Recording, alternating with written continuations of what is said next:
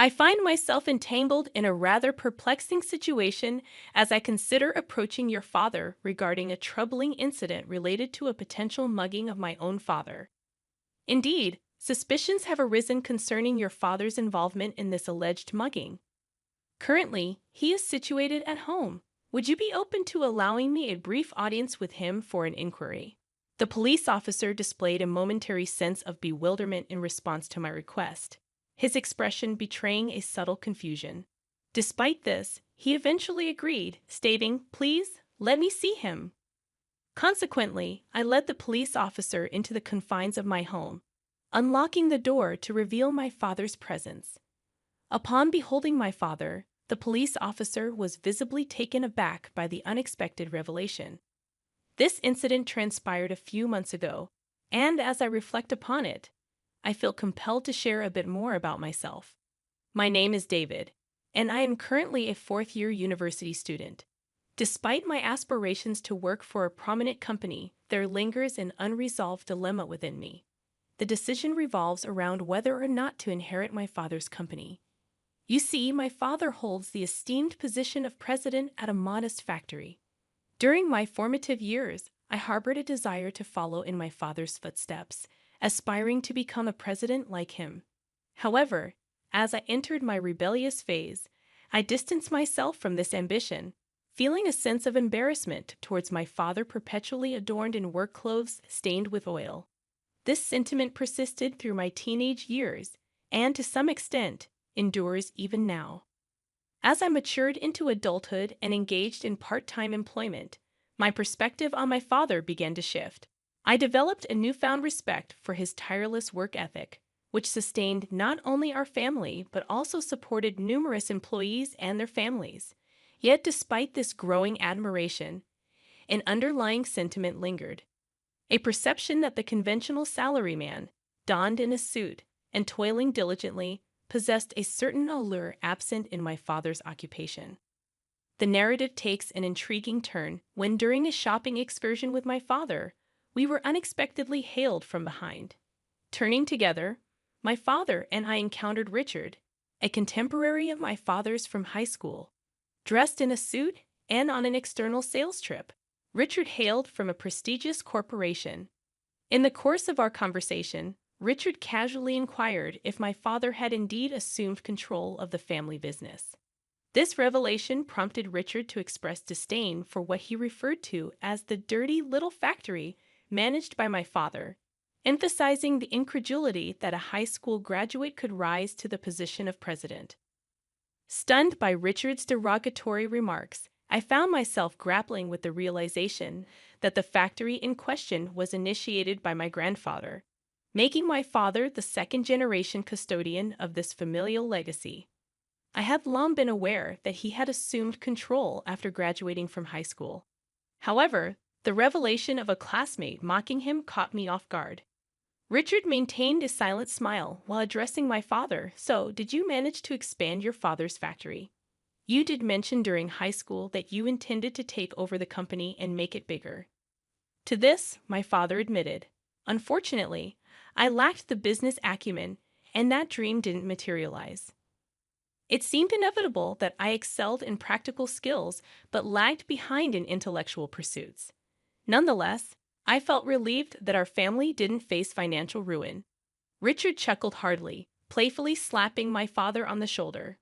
"Well, David, we'll catch up at the next reunion. I've got more work to do," he added before leaving. My father looked slightly uncomfortable, prompting me to redirect the conversation. Suggesting a change of topic, my father proposed that we continue shopping. At that moment, I couldn't shake the feeling that my father's work had been belittled without any response from me.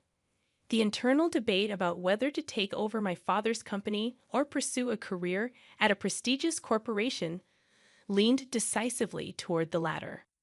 A few weeks later, fate intervened as my father's Alumni Association event took place at the bar where I worked part-time. Despite the bustling atmosphere, I managed to serve at the table hosting my father's gathering.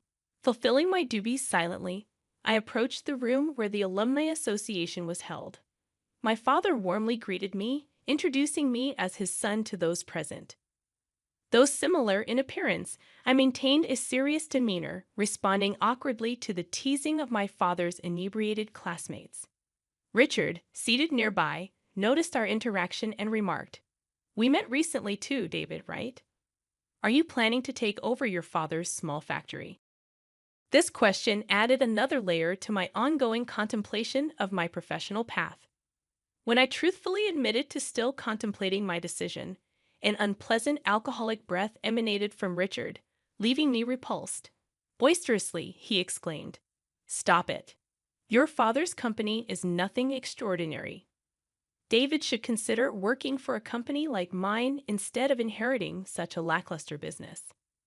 Despite his inebriated state, Richard proceeded to boast about his professional achievements, narrating a career history that began as a mere assistant but now claimed the head of accounting position. A sense of unease crept over me as I sensed discrepancies in his narrative. I sensed that something was amiss, but I chose to keep my concerns to myself, wary of potential complications that might arise from challenging him. My father, on the other hand, seemed unfazed by Richard's inebriation, and, in fact, found the situation amusing. With a lighter mood due to his own inebriation, he asked Richard about changes in his department since their last encounter a few weeks ago. Questioning the sudden shift from sales to accounting, my father caught Richard off guard. Eventually, Richard admitted to an abrupt transfer, asserting that sales wasn't his forte. However, my father pointed out the incongruity in Richard's story, revealing that the company Richard proudly spoke of had actually been absorbed by a foreign corporation, with its accounting department relocated overseas. Laughter erupted among the party attendees as Richard, now embarrassed and regretful, attempted to save face but ultimately decided to leave the gathering with heavy footsteps. Witnessing my father's ability to address the uncomfortable truth that others had noticed but hesitated to mention, I found a sense of pride in his candor, even in his intoxicated state. As half a year passed since that incident, my internal dilemma regarding whether or not to take over my father's company only intensified.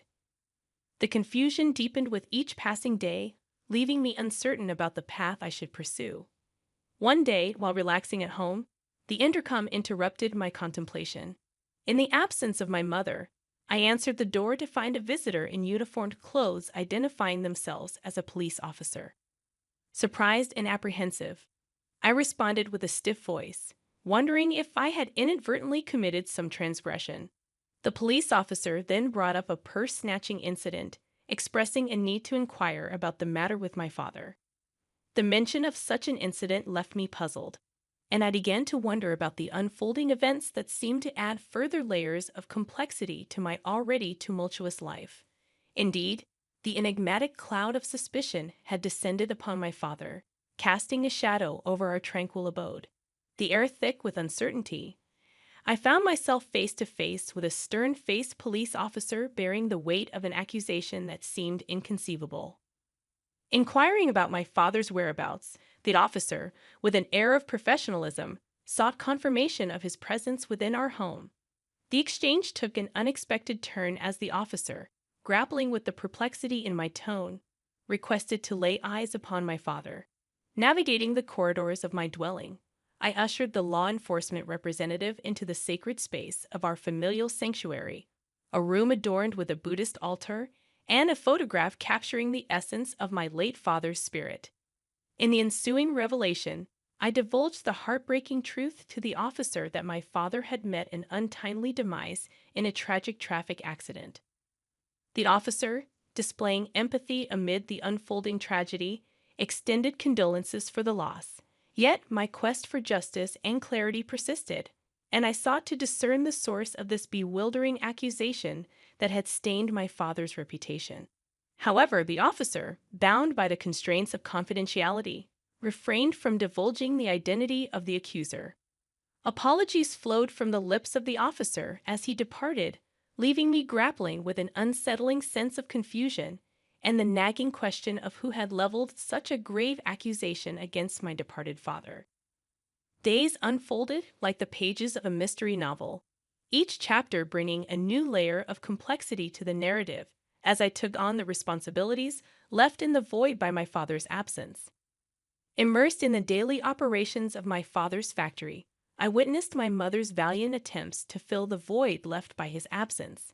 However, the weight of age limited her contributions. Amidst the mechanical symphony of the factory floor, the harmony was shattered by the sudden intrusion of Richard, a character bearing an air of accusation and vengeance. His booming voice reverberated through the cacophony, demanding restitution for a perceived transgression committed by my father. Caught in the crossfire of accusations, I attempted to reason with Richard, asserting my father's innocence in the face of the alleged purse-snatching incident.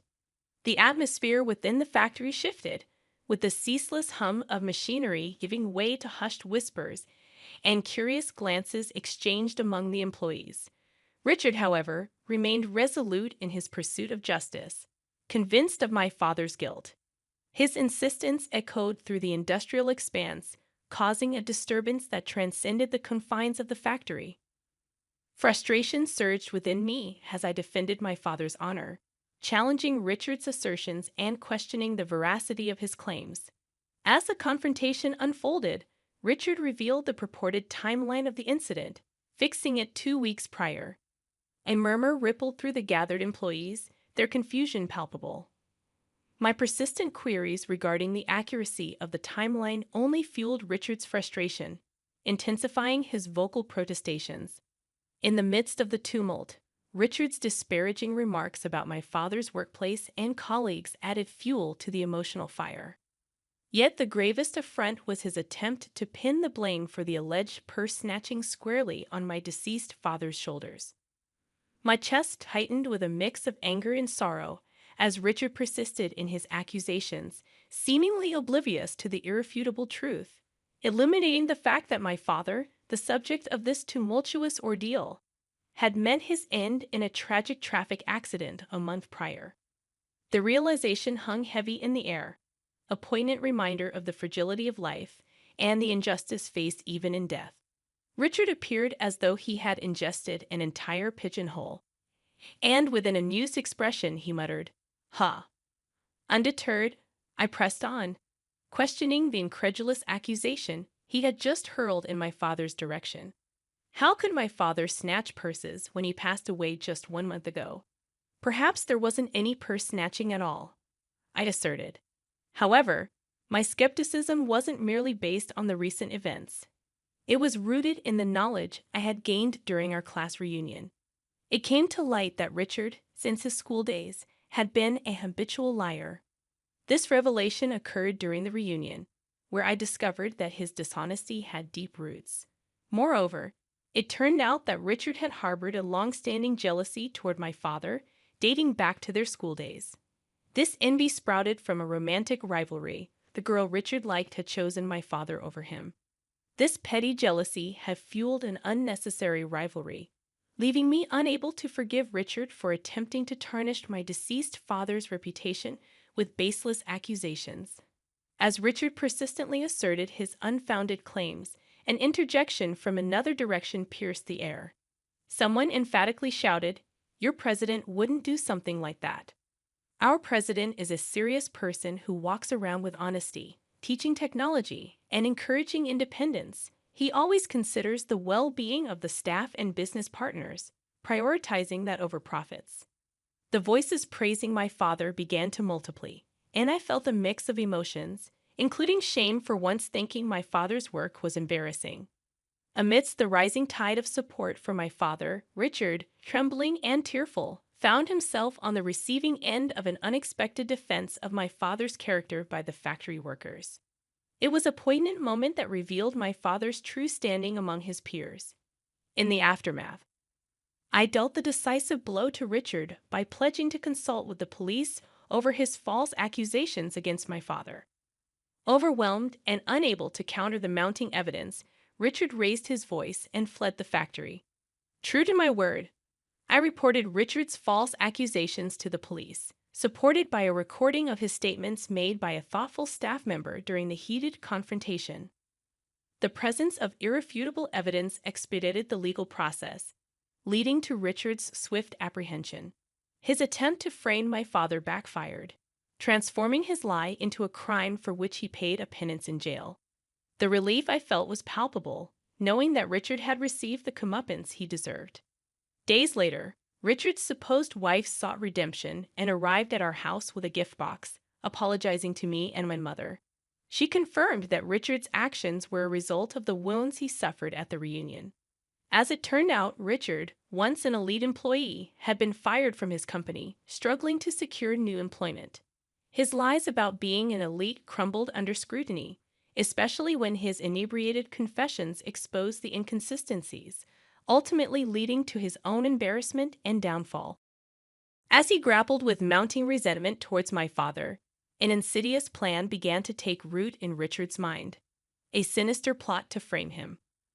The sheer audacity of Richard's intention left me utterly disgusted, particularly when I learned of his preposterous rationale for resorting to lies and deceit. Interestingly, it appeared that Richard's wife shared my sentiments. She confided in me, expressing her profound disappointment in Richard's actions and revealing her intention to initiate divorce proceedings. The revelation further underscored the gravity of Richard's transgressions. Adding to the complexity of the situation was the fact that Richard, seemingly devoid of any familial ties, had no children waiting for him upon potential release from jail. This realization cast a somber light on his future prospects. Upon my graduation from college, I found myself at a pivotal juncture. The recent passing of my father weighed heavily on my mind, and I harbored concerns about the state of the company he left behind. Motivated by a dual sense of responsibility and an unshakable desire to honor the legacy of those who had supported my father during Richard's malicious lies, I made the decision to step into the role of leading the company. The decision was multifaceted. Firstly, I felt a genuine concern for the effective management of the company in the wake of my father's demise. Secondly, the impassioned voices of the staff members who had steadfastly defended my father resonated within me. Their loyalty and dedication fueled my determination to become a president who would be both loved and respected by the staff. This incident became a transformative moment for me. Armed with a degree in business administration, I recognized my ability to manage the aspects of the company that my father struggled with. However, I also acknowledged my need to learn from the dedicated staff members who possessed valuable insights into the technological facets of the business. The staff members, driven by a collective sense of loyalty and compassion, willingly imparted their knowledge to me, often emphasizing that their efforts were for the sake of my father. Their anecdotes painted a vivid picture of my father's greatness, and with each story, I grew more appreciative of the man he was. Confronted with the realization of my father's true worth, I found myself expressing remorse for not having recognized his greatness while he was alive. Speaking to his portrait after work, I couldn't help but feel a sense of shame as I looked at my oil-stained self. Yet, I began to view those stains as tangible evidence of my father's tireless work ethic. Determined to honor my father's legacy, I pledged to become a president who mirrored his virtues. I was resolute in my commitment to make his dream of expanding the town factory, a legacy passed down since my grandfather's generation, a reality. Addressing his portrait once again, this time with newfound determination, I spoke of my aspirations and felt an ethereal connection, as if my father were smiling down upon me. From that moment forward, I dedicated myself to working tirelessly, aspiring to become a president worthy of my father's legacy and realizing his dream of expanding the family's factory that had endured through generations.